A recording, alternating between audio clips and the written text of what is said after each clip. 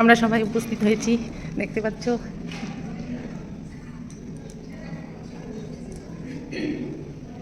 আমাদের রামকৃষ্ণ সেবাশ্রম থেকে আমরা 5 জন এসেছি। নমস্কার সবাইকে।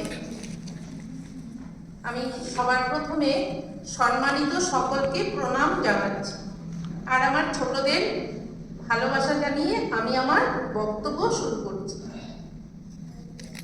আজকের এই গুরুত্বপূর্ণ বিষয়ে কথা বলার সুযোগ পেয়ে আমি অত্যন্ত সম্মানিত বোধ করছি। খুব ভালো লেগেছে, আমাদের মিশনের হয়ে প্রাইজ নিয়েছে। আমরা যদিও পাইনি, বর্ণালী দত্ত পেয়েছে, খুব ভালো লেগেছে। জয় রামকৃষ্ণ।